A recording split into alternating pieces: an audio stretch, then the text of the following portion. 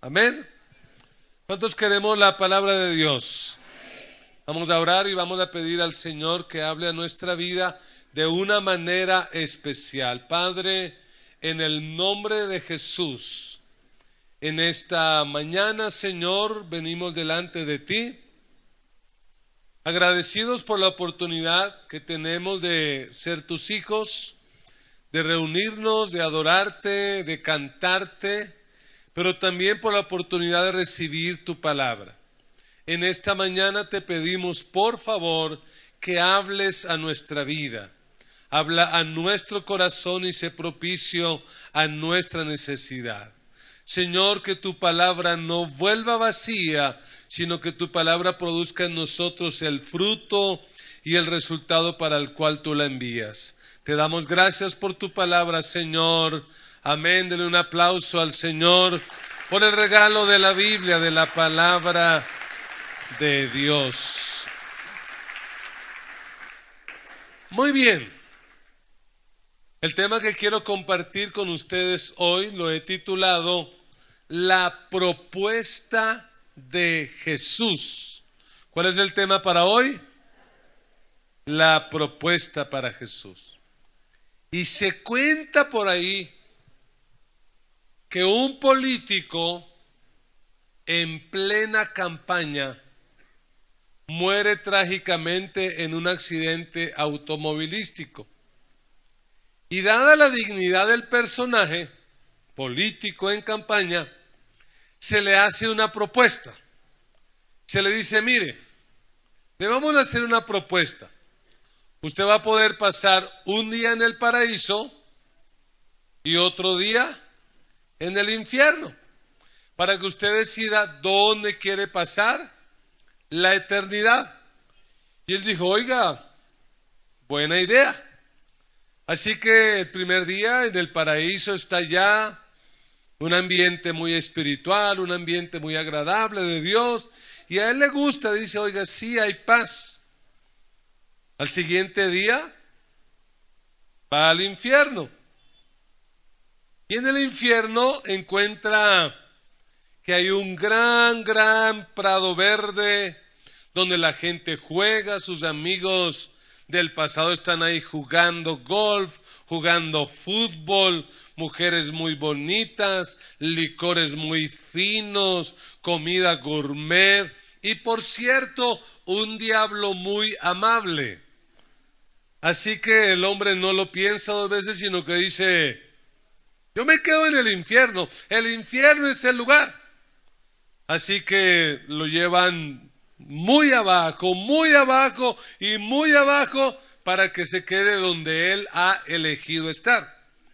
Cuando se le abre la puerta, las cosas no son como se le habían mostrado. No son de acuerdo a la propuesta que se le había hecho. Aquel campo no es verde, realmente lo que es un basurero, no hay ningún privilegio, lo que hay es sufrimiento, dolor, angustia. Y entonces él se queja y reclama. Él dice, a ver, no entiendo, esto no es lo que me habían mostrado en la propuesta. Y el diablo, el verdadero diablo, sonríe y le dice, es que ayer estábamos en campaña, hoy ya votaste por nosotros, ya nos elegiste, esta es la realidad, ya es demasiado tarde. ¿Y por qué cuento esto? Porque a mí me parece que ahorita mismo nuestro país, Colombia, está en algo así como en una euforia política. Hay candidatos que están luchando por la presidencia de este país, de diferentes tendencias, de la izquierda, de la derecha, del centro, de arriba, de más arriba, de abajo, de más abajo, hasta de ultratumba probablemente hayan propuestas. Lo interesante es que cada candidato dentro de su propuesta, generalmente lo que presenta son promesas y ofertas. Muchas promesas y muchas ofertas. Lamentablemente la iglesia ha caído en ese juego. Y la iglesia como que se está dejando enredar por esa euforia política. Yo quiero que hoy consideremos la propuesta de Jesús. Porque la propuesta de Jesús, a diferencia de las propuestas políticas, no tiene ofertas y promesas, sino lo que tiene son exigencias y demandas.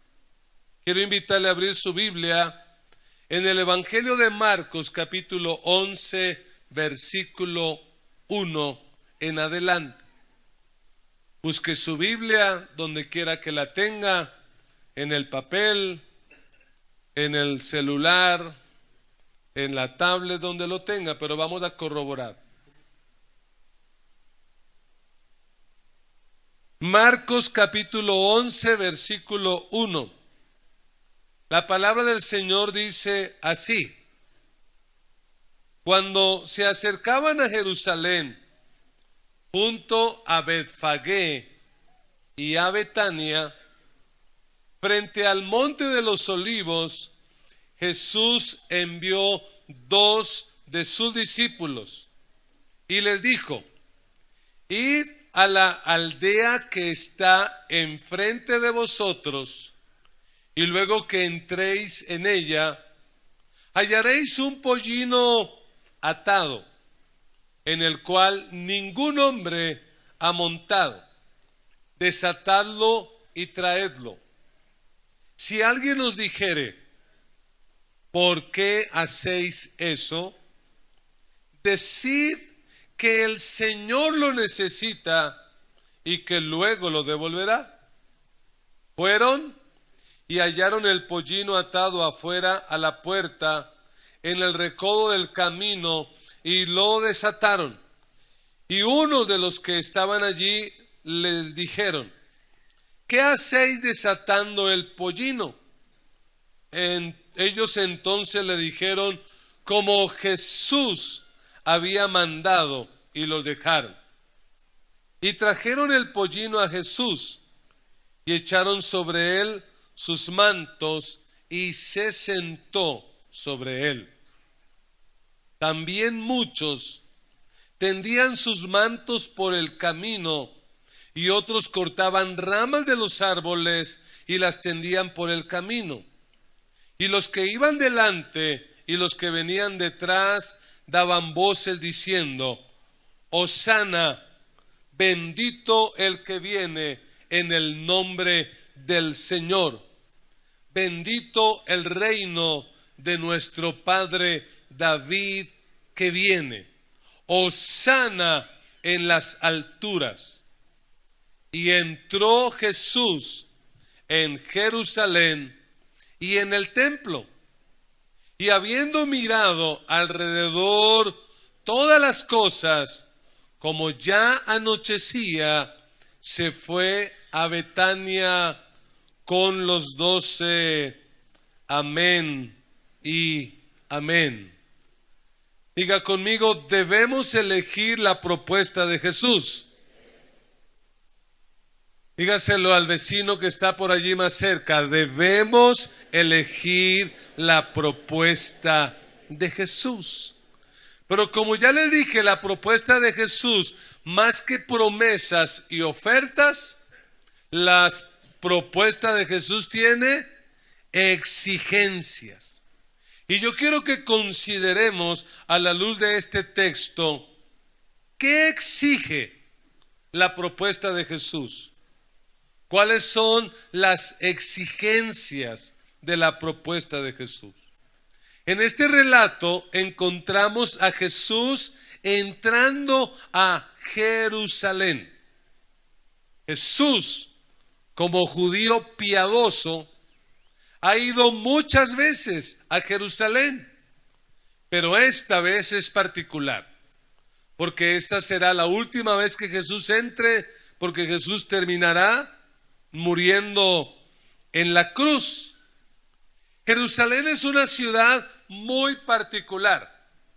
Jerusalén es algo así como el centro político, el centro económico y el centro religioso de la nación judía.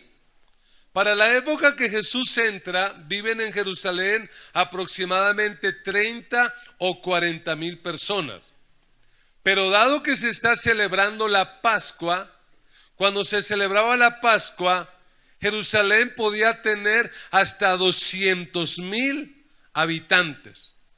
Porque la Pascua era la fiesta más importante para el pueblo judío y sigue siendo la fiesta más importante hasta el día de hoy.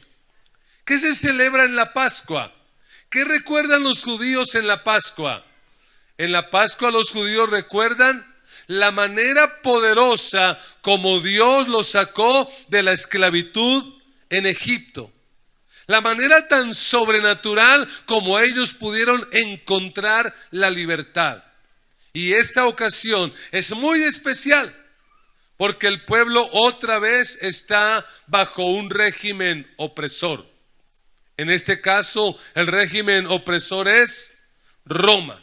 El imperio romano los tiene subyugados y el anhelo más profundo de ellos es la libertad. Y hace más o menos unos 3 años, ha aparecido en escena un líder llamado Jesús. Y los que han conocido a Jesús han llegado a creer que Él probablemente sea el Mesías, aquel que les va a quitar el yugo del imperio romano. Por eso en este texto que leímos encontramos la manera como ellos expresan su expectativa. Ellos cuando ven que Jesús entra en Jerusalén, cortan ramas, se quitan la ropa, la tiran al piso y empiezan a gritar y a clamar, a exclamar. ¿Cuál es el grito de ellos?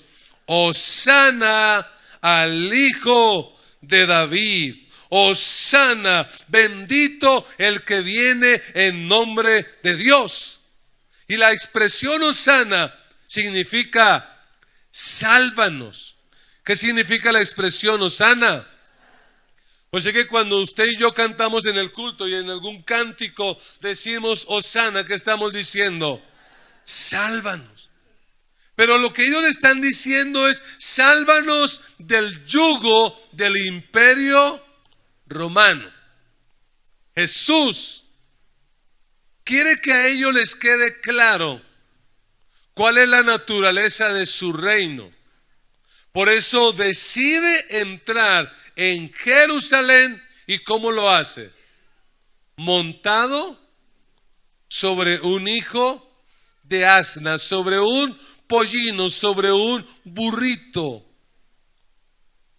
Y es bueno recordar que en ese tiempo los generales victoriosos, los que realmente conquistaban, no entraban a la ciudad en burros, entraban en caballos pura sangre, rodeados de su ejército, rodeados de armas, rodeados de carros, para generar un impacto, para generar miedo en el lugar que iban a conquistar.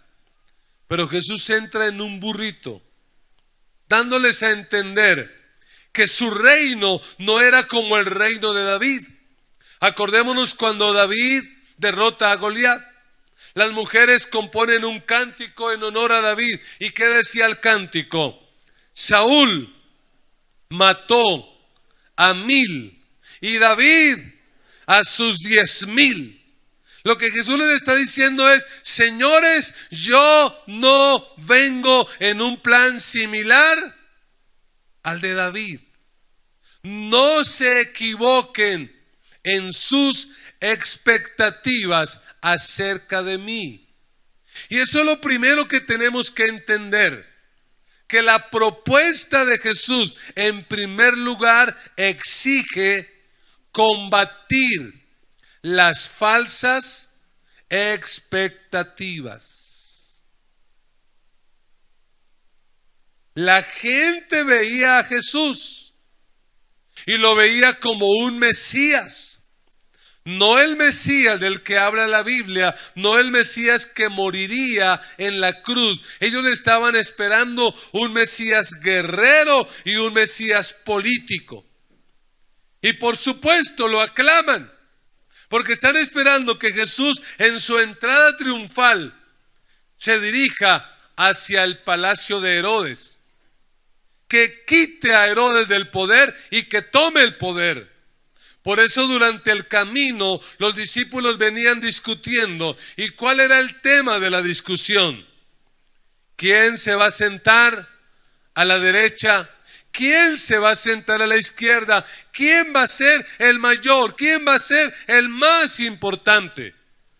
Pero Jesús no se dirige hacia el palacio de Herodes, sino que en el versículo 11 dice: y entró Jesús en Jerusalén y en el templo, y habiendo mirado alrededor todas las cosas, como ya anochecía, se fue a Betania con los 12.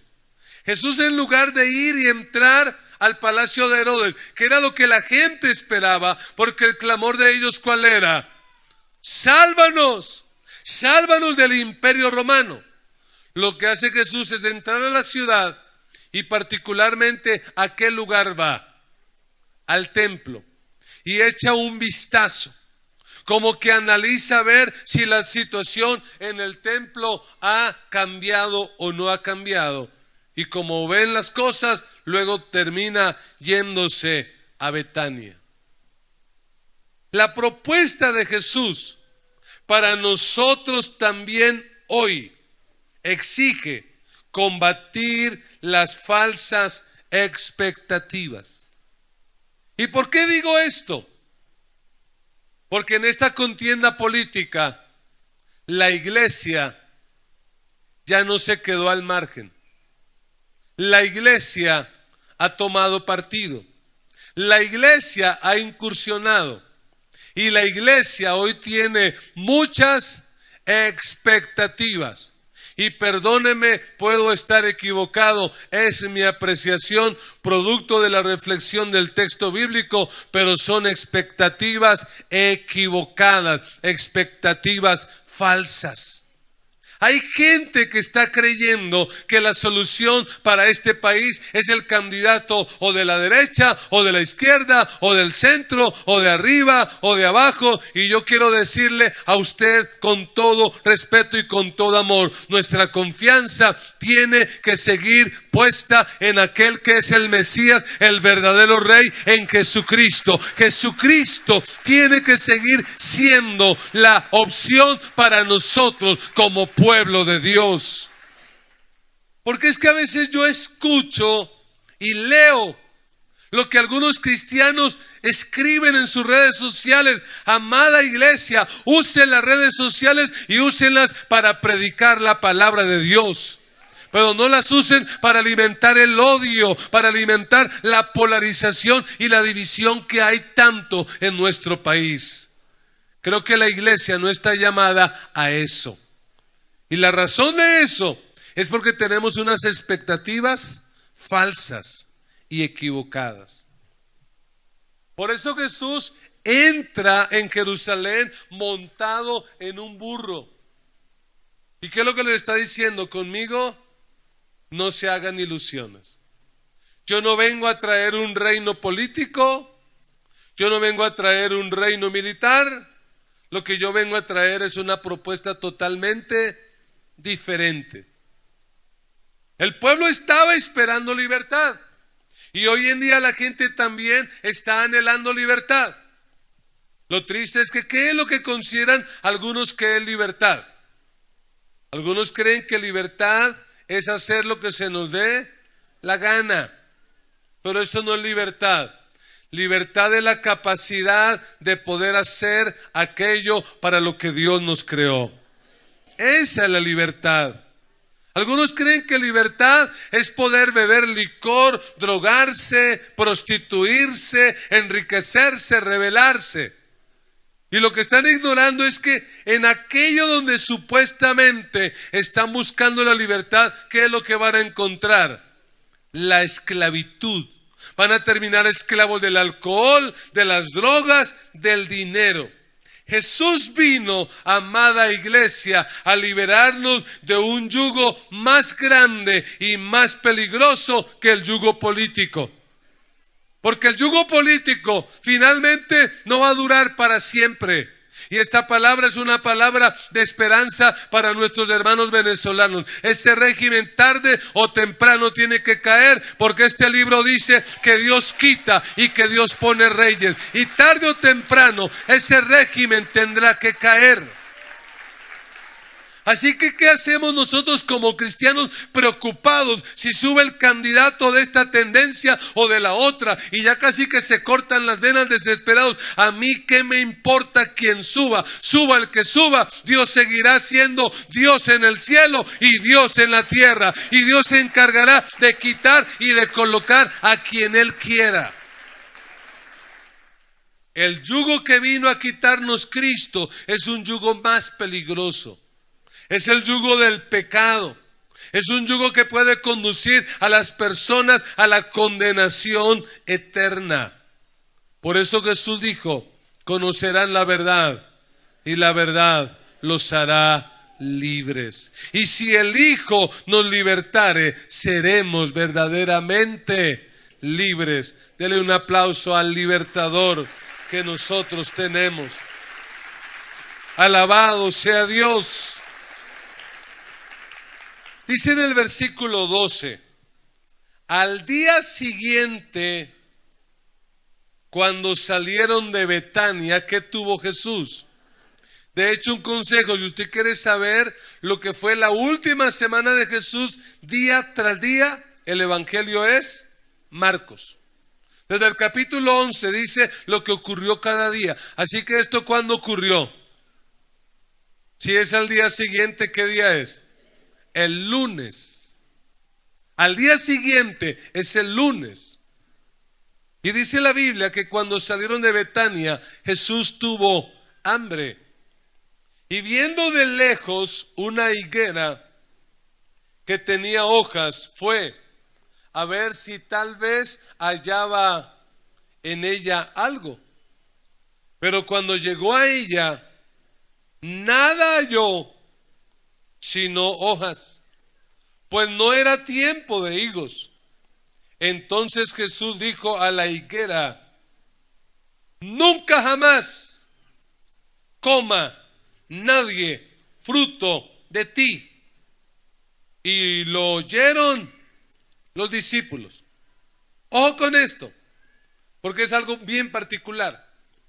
Jesús llega el domingo a Jerusalén. No llega al palacio. ¿A dónde es que llega? Al templo, da un vistazo.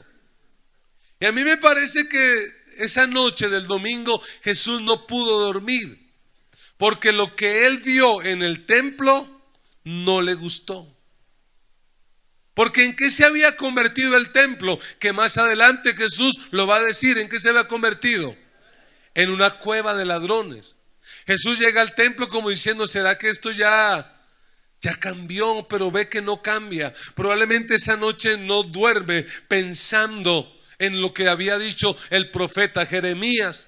Porque el profeta Jeremías muchos años atrás había profetizado que iba a venir una nación, iba a conquistar a Israel. Y lo profetizaba. Pero ¿qué le decía la gente al profeta? No, eso no va a pasar, porque nosotros tenemos el templo. Y mientras tengamos el templo, estamos seguros, porque el templo representaba la presencia de Dios. ¿Y qué es lo que dice Jeremías? No, señores, si ustedes no se arrepienten, si no cambian de vida, si no dejan su mala conducta, el juicio va a venir, así haya templo o no haya templo. Y Jesús está preocupado. Al día siguiente, el lunes, se levanta y tiene hambre. De lejos veo una higuera que aparentemente tenía fruto. El texto dice: aunque no era tiempo de higos, pero su apariencia era que sí había fruto. No era tiempo, pero el hecho de que tuviera hojas daba la apariencia de que tenía fruto. Jesús se acerca, busca fruto, no hay. ¿Y qué decide hacer con la higuera? La maldice. ¿Por qué razón? Porque tiene apariencia de dar fruto. Y si nosotros queremos aceptar la propuesta de Jesús, en segundo lugar, debemos cuidarnos de las apariencias. La propuesta de Jesús exige cuidarse de las apariencias. Y lo que Jesús hace con la higuera es un acto profético de lo que Él va a hacer en el templo. Porque después de eso llega al templo ese mismo día. Versículo 15. Vinieron pues a Jerusalén, y entrando Jesús en el templo, comenzó a echar fuera a los que vendían y compraban en el templo, y volcó las mesas de los cambistas y las sillas de los que vendían palomas. Y no consentía que nadie atravesase el templo llevando utensilio alguno. Y les enseñaba diciendo: ¿no está escrito? Mi casa será llamada casa de oración para todas las naciones, mas vosotros la habéis hecho cueva de ladrones. Y lo oyeron los escribas y los principales sacerdotes, y buscaban cómo matarle, porque le tenían miedo, por cuanto todo el pueblo estaba admirado de su doctrina. Pero al llegar la noche, Jesús salió de la ciudad. Lo que Jesús hizo en la higuera es lo mismo que hace en el templo. Porque ¿qué tenía la higuera? Apariencia. Pero había comida ahí. ¿Y qué tenía el templo? Apariencia. El primer templo fue destruido, como lo profetizó entre otros Jeremías. El templo de Salomón fue destruido por los babilonios, como lo había profetizado Jeremías. Luego el templo se empieza a reconstruir con personas como Zorobabel, como Esdras y Nehemías. Pero realmente fue Herodes el que hizo del templo de Jerusalén una belleza arquitectónica. Jesús ha entrado al templo que ha sido embellecido por Herodes. Para que se haga una imagen, ¿cómo era el templo? La fachada era tan alta, con mármol blanco e incrustaciones de oro, y daba hacia el oriente. Es decir, que cuando el sol salía, ¿qué pasaba con ese templo? Resplandecía. Y si había algo de lo que los judíos vivían orgullosos, era del templo. El templo para ellos era su máxima admiración, era su orgullo. Pero ¿qué dice Jesús? Ese templo es pura apariencia. Porque al igual que en la higuera, hay gente que viene al templo y que viene a buscar. Viene a buscar comida. ¿Y cuál comida venían a buscar? La comida espiritual. Pero ¿en qué se había convertido el templo? En una cueva de ladrones. Y cómo quisiéramos pensar que hoy en día la situación es otra. Pero ¿cuántos lugares dedicados al culto que deberían ofrecer alimento espiritual no lo ofrecen?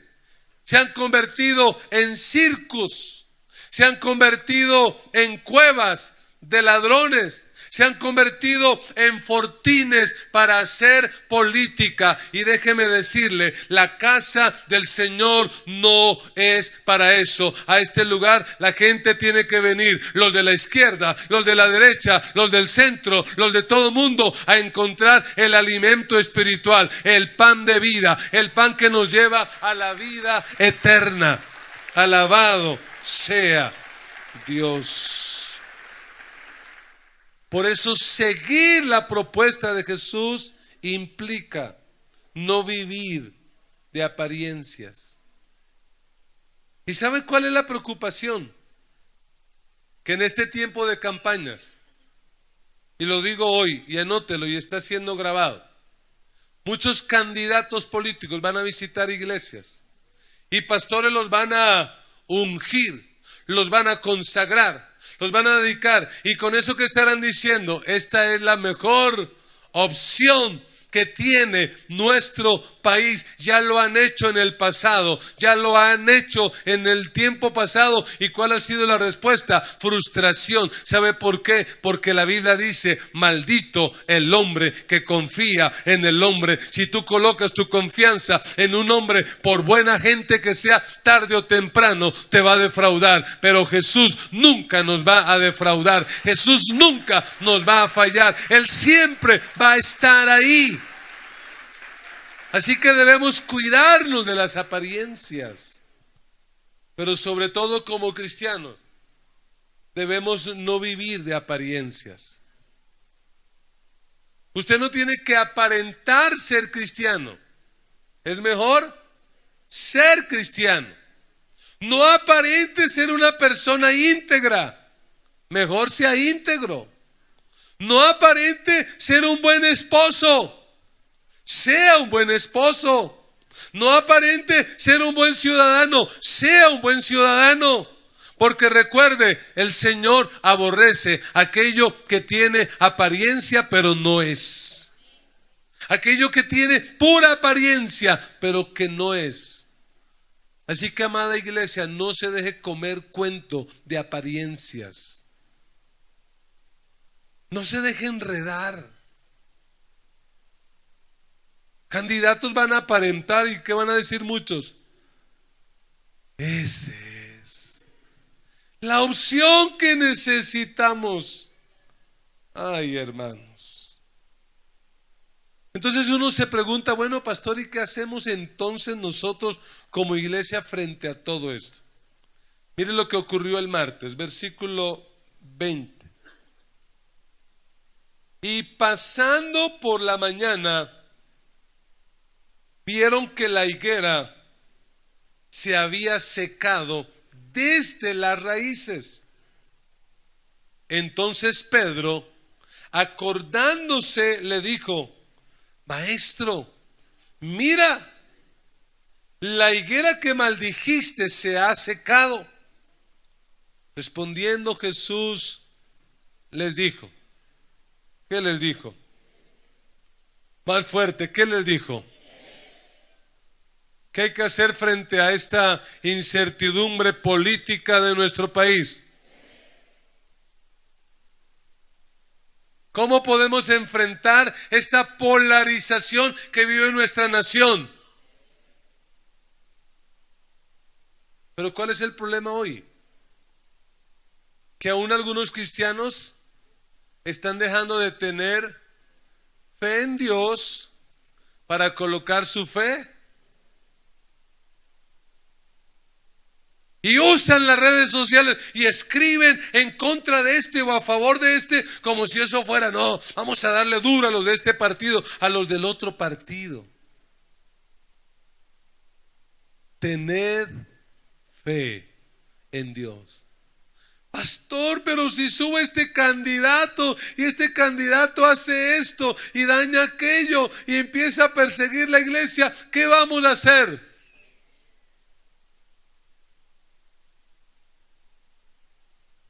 Tener fe en Dios. ¿Por qué tener fe en Dios? Mire lo que dice. Versículo 23. ¿Por qué? Porque de cierto os digo que cualquiera que dijere a este monte, quítate y échate en el mar, y no dudare en su corazón, sino creyere que será hecho lo que dice, lo que diga le será hecho. Por tanto os digo que todo lo que pidiereis orando, creed que lo recibiréis y os vendrá. Además de creer en Dios, ¿qué tenemos que hacer? ¿Qué tenemos que hacer? ¿Qué tenemos que hacer, iglesia? Orar. Porque yo me imagino a Jesús después de ver esa higuera allí seca y señala el monte. ¿Cuál monte cree que señaló Jesús? Pues Jerusalén. ¿Y qué le dice? Mire, yo les digo que si ustedes tuvieran fe, le podrían decir a ese monte, quítate y échate en el mar y será hecho. Lo que está diciendo Jesús es que nuestra participación en el destino de un país como Colombia, a Colombia la iglesia la va a cambiar no con votos. A Colombia la iglesia va a cambiar este país no con armas, no con odio. ¿Cómo vamos a cambiar este país? Orando, proclamando la propuesta de Jesús. Y yo pregunto, ¿la propuesta de Jesús para quién es? ¿Para los de la derecha? ¿Para los de la izquierda? ¿Para los del centro? ¿Para quién es esta propuesta? Para todos. Nosotros como iglesia del Señor somos la sal de la tierra y la luz del mundo, y traemos una oferta que puede cambiar el corazón de la persona más difícil, de la persona más complicada. Nosotros tenemos la propuesta, y la propuesta es el evangelio de Jesucristo. Tenemos que orar. Quede quien quede, tenemos que orar sin apasionamientos. ¿Y qué más hay que hacer? Versículo 25. Y cuando estés orando, ¿qué? Perdonad. Si tenéis algo contra alguno, perdonad, para que también vuestro Padre que está en los cielos os perdone a vosotros vuestras ofensas. Porque si no perdonáis, tampoco vuestro Padre que está en los cielos os perdonará. ¿Qué exige Jesús? Jesús exige cambiar de enfoque. Tenemos que cambiar nuestro enfoque. Y creo que la iglesia hoy tiene que volverse a reenfocar. Jesús dijo que el reino de Dios no era de esta tierra, que el reino de Dios no era político, no era militar, es un reino espiritual y es un reino que está al alcance de todos. Por eso tenemos que tener fe en Dios, tenemos que orar y tenemos que perdonar. ¿Qué tenemos que hacer? Perdonar. Con toda esta situación, lo que yo noto que en este país más se ha afirmado es el odio. Y hay hasta familias divididas por conceptos políticos. ¿Será que la iglesia está llamada a alimentar esos odios? ¿Qué dice Jesús? Y cuando estén orando, perdonen. ¿Sabe qué hace el perdón? El perdón rompe el ciclo del odio y la venganza. El perdón rompe el ciclo del odio y la venganza. Y este nuestro país no ha cambiado más, sencillamente, ¿por qué razón? Porque llevamos años de un ciclo de ¿qué? de odio. Se levanta a la izquierda, luego a la derecha, a la izquierda, estos contra estos, estos contra estos, y en ese juego no puede caer la iglesia, en ese juego no podemos caer nosotros, porque aquel que es nuestra propuesta, un día en una cruz donde lo estaban maltratando, no dijo los odio, los desprecio, ya van a ver cuando yo suba al poder. No, él estando en la cruz dijo: Padre, perdónalos porque no saben lo que hacen. Y si hay algo que va a sanar el destino de nuestro país, es el perdón. Y si hay algo que va a sanar nuestras familias, es el perdón. Y si hay algo que va a sanar aún la historia política de este país, es el perdón. Así que tenemos que perdonar. ¿Cuál es la propuesta de Jesús? La propuesta de Jesús era acabar con el imperio romano, llegar, tomarse el poder y quitarlo. La propuesta de Jesús no ha cambiado. Y la propuesta de Jesús es una propuesta de amor. De tal manera amó Dios al mundo que dio a su Hijo único, para que todo aquel que en él cree no se pierda, mas tenga vida eterna. ¿Y cuál debe ser la propuesta nuestra como iglesia? Esa. ¿Y qué tendremos que ofrecer esta semana y todas las semanas hasta que Cristo venga? Eso. Ofrecerle a este mundo la alternativa de Jesús. Dicen los historiadores, dicen los que saben, que el día que Jesús entró triunfal a Jerusalén, y entró por el oriente porque venía de Galilea, de occidente por vías marítimas, entró también a Jerusalén Poncio Pilato. Pero que cuando Poncio Pilato desembarcó ahí en las costas y empezó su entrada triunfal a Jerusalén, lo hizo rodeado de carros, de caballos, de jinetes, de soldados, y que la gente podía escuchar el ruido del batallón que entraba con Pilato. Y cuando la gente veía a Pilato con toda su tropa, lo que sentía era miedo. Y otros no solo sentían miedo, sino sentían odio, porque decían: estos son los que nos tienen oprimidos, el imperio romano. Pero justamente por el otro extremo, ¿quién entró? Jesús. ¿Y cómo entró? En un asno, rodeado no de soldados, no de carros y caballos, sino rodeado de campesinos, obreros, artesanos, gente pobre de Galilea que marchaban con él. Pilato traía argumentos para defender el imperio de Roma. Era una propuesta política. Pilato estaba allí porque Pilato quería impedir que el país se rebelara en el tiempo de la Pascua, que celebraba la liberación. Pero ¿qué venía a hacer Jesús? Traía otra propuesta.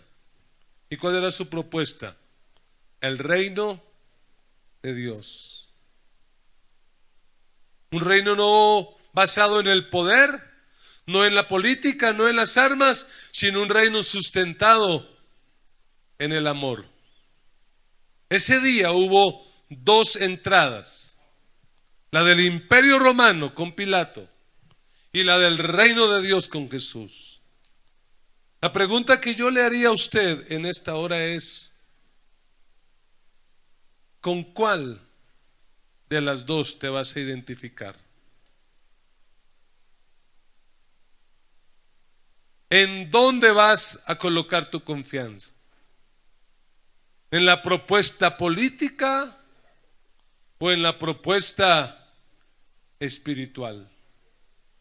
¿Cuál va a ser tu elección? ¿Con quién te vas a identificar? Aquellos que decidimos elegir la propuesta de Cristo, les quiero recordar que quien elige a Jesús nunca pierde, siempre gana. Quien elige a Jesús nunca pierde, siempre gana. Colóquese de pie y vamos a hablar con Dios. Vamos a hablar con el Señor y la pregunta es, ¿a qué te comprometes después de escuchar esta palabra? ¿Qué decisión tomas?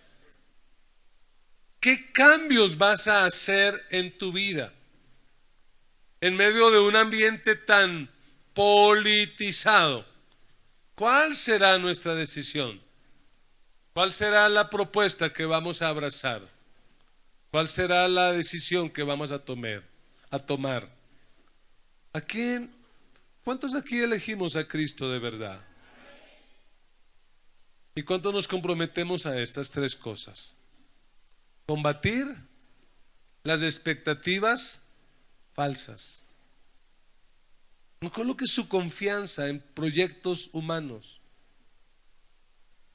No dé la vida a eso. Cambie su enfoque. Enfóquese en Cristo.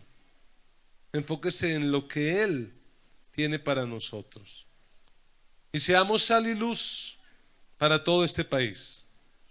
Porque la iglesia es respuesta para todos. Y a la iglesia son bienvenidos todos. Cierre sus ojos. Levante sus manos y haga una oración de compromiso. Una oración de compromiso con Dios, donde le expresas al Señor cuál es tu decisión.